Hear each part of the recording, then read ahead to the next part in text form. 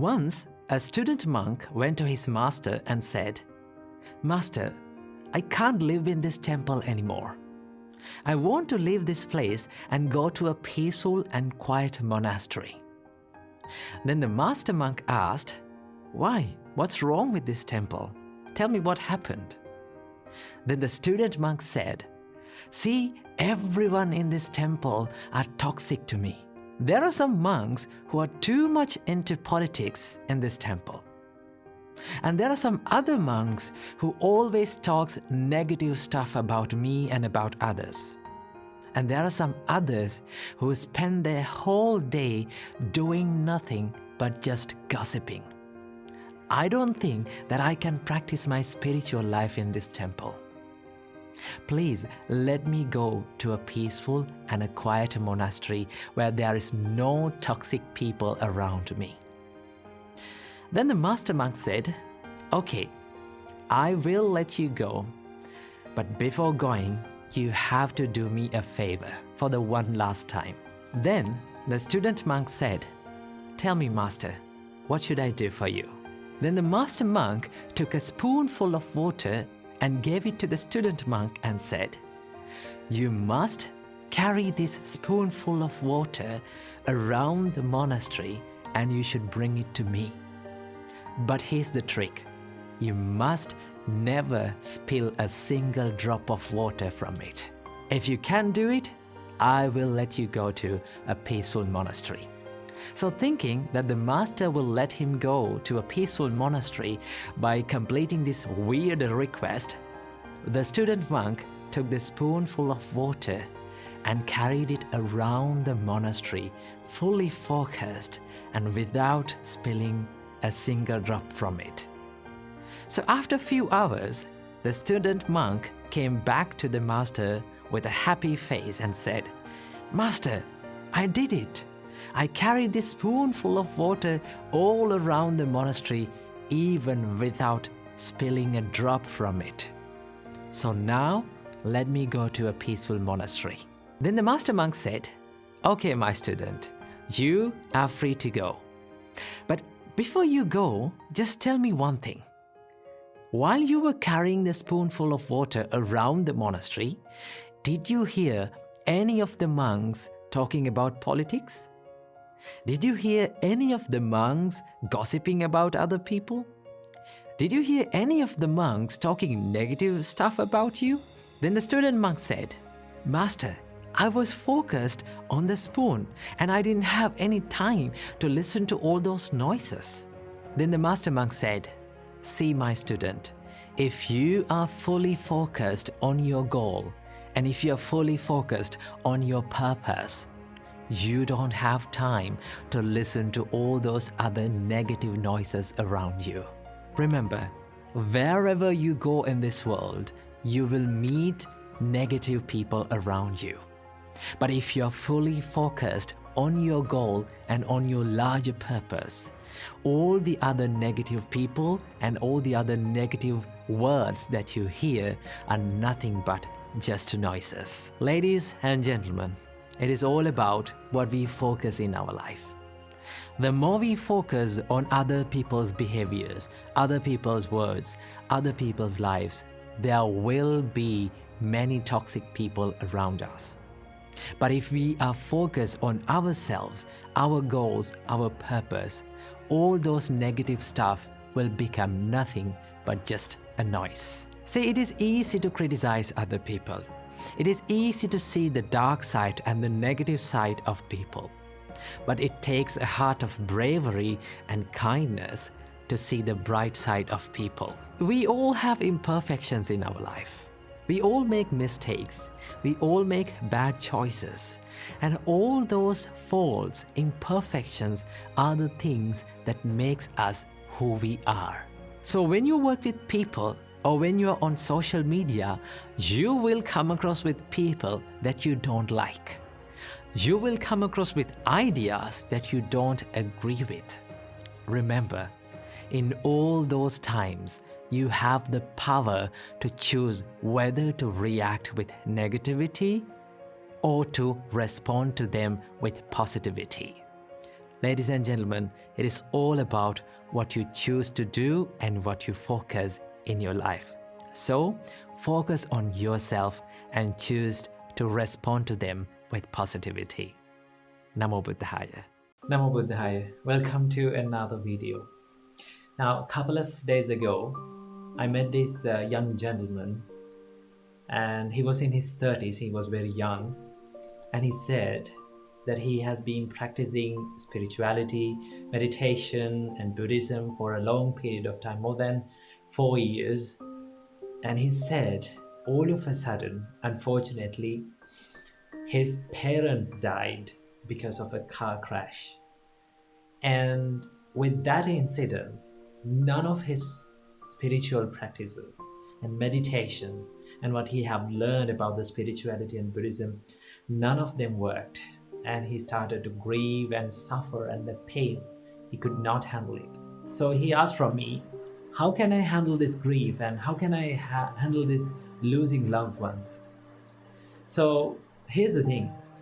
It is very difficult. I know it is very difficult to handle this situation, because losing loved ones is one of the most difficult things and most difficult pains that we have to go through in all of our lives. Okay, the Buddha said that this is one of the truths in our life. We all have to face, no matter where we are born, no matter who we are, we all have to go through this situation. Either we are going to lose our loved ones, or they are going to lose us. Okay, this is the truth in our life. But how can we handle the pain when we go through these tough times? It is all about practice. And it is, and also remember, no matter how much you practice the spirituality, and no matter how much you practice these meditations, all the things about the spirituality, don't think that you're going to be okay with losing loved ones. Okay, you will definitely feel sadness. You will definitely feel that grief inside you, because that is the truth in our life. But there are several things that we can do to handle this pain. Okay, there are several things that we can do to get up from this pain. It is not about how often you fall down. It is about how you stand up and how you bounce back from that difficult situation. So one thing that we have to remember is that one advice that Buddha gave us is try to recall and try to reflect about the life, the truth in this life, that I'm going to lose every loving person around me. Now, this may seem scary to you, because no one likes to think that they are going to lose the loving people, maybe their parents, maybe their husband and wife, children. No one likes to think about it. They're going to lose that person. But the reality is that one day we have to face that situation. No one can deny it. No one can deny the truth. Okay? So when you think about it, and when you get ready for that situation, to make up your mind to face that situation with a strong mind, then it is very easy for you to ease the pain. It doesn't mean that you don't feel the pain. It means that it will help you to ease the pain and get out from it and get on with your life again. Okay? So the Buddha said, oftenly, this is one advice from the Buddha. The Buddha said, Sabbehi me piyehi manapehi nana bhavo vina bhavoti abhinnang pachavekithampam. Oftenly reflect that I am going to lose loving people around me one day. Okay? When you know that, when you think about it in the correct way, you know that you don't have much time with these people. You have a little time with these people. In this human world, we have a little time, right? We don't have much time. So you know that if we were able to live like more than 90 years, okay, that is very lucky, that we are very lucky. So that is the thing. We have little time on this earth, okay? We have little time with these people.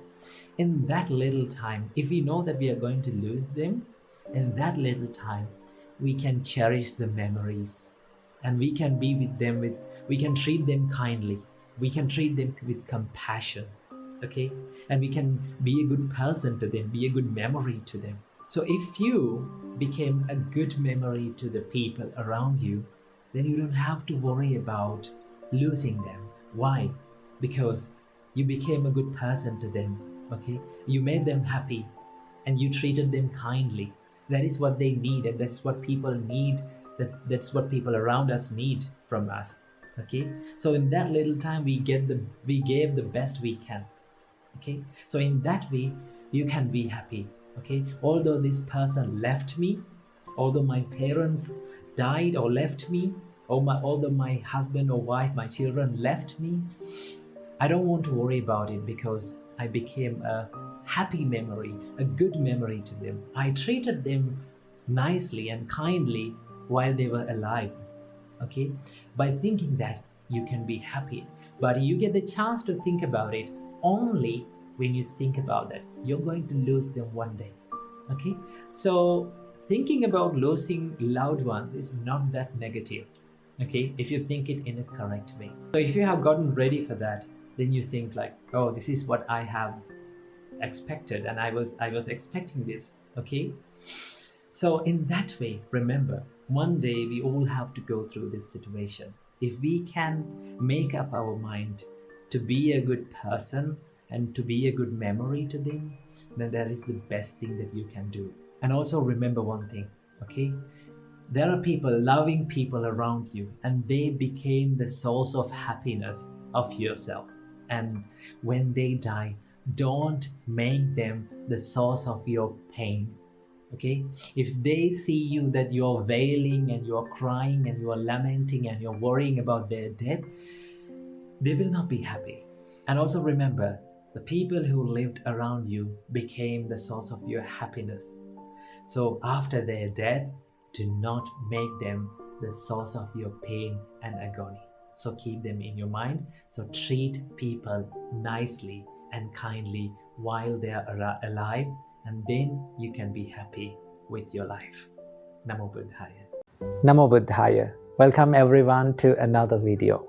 Today, let's talk about how can we apply the meditation to a busy life. Now, I know most of you have a very, very busy life and you have a tight schedule, okay? Now, but in the same time, you want to meditate. So that's where you find the problem, right? You have a busy life and you're worried about it. You have a distracted mind, and we all get distracted when we have a busy life, but we all need to meditate. But there's a problem. What is that? How can we apply the meditation to this busy schedule? Right? It is very difficult. So many people complain to us that I cannot meditate because I'm very, very busy. I have a lot of things to be done. I have a lot of responsibilities. How can I deal with it? Well, this depends on how you look at the meditation, right? Now, when we imagine the word meditation, what is the picture that we imagine? We imagine a person sitting in a quiet and a comfortable place, and he's closing his eyes with his legs crossed, right? And he's doing meditation, okay? But meditation is not only that sitting meditation. It is also a part of meditation, but it is not the meditation, okay? Meditation is more easy and more practical than you think. So today I'm going to introduce you to a little practice that you can practice in your busy schedule while you're having a lot of responsibilities and while you're being busy, and you can do this meditation. This is all about mindfulness. Now, should we sit in a quiet place to be mindful? No, okay? To be mindful, you can be in whatever posture, do whatever you want to do, and you can still be mindful. That is the beauty of this practice, the mindful practice, okay? Now let's say you're having a busy schedule and you don't have the time to sit and meditate. So what we have to do is we can choose something that we do daily, right? Let's say almost every one of you have 2 meals per day, at least 2 meals per day, okay? Let's take breakfast. Let's say you're having your breakfast. Okay, normally in an average day, what do you do when you're having breakfast? Sometimes you read a newspaper. Sometimes you watch TV. Sometimes you scroll through social media. Sometimes you use the mobile. Sometimes you call to some friends. Okay? Instead of doing all those things, okay, instead of distracting yourself while eating, while having your breakfast, why can't you be mindful about having the breakfast, about the action of eating?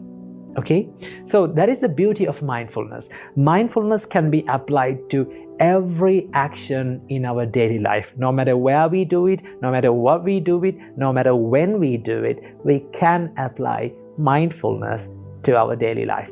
So let's say you're having a breakfast, okay? Just set aside all the distractions, your TV, maybe your mobile phone, your newspaper. You just focus on the taste.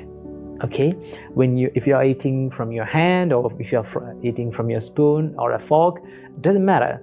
You just feel the taste. When you place the food inside your mouth, you start to feel this taste. What we can do is just bring our mind to that sensation, to what we feel.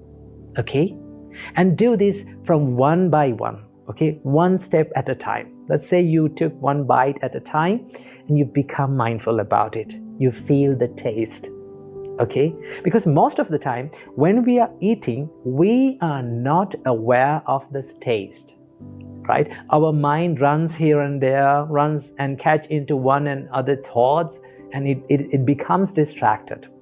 So what we can do is we can bring our mind back to this taste and this sensation that we feel in the present moment. When you eat, you feel the taste in the present moment.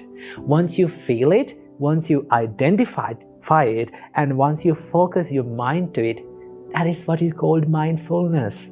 That is what you call meditation. Okay? So this is a simple practice.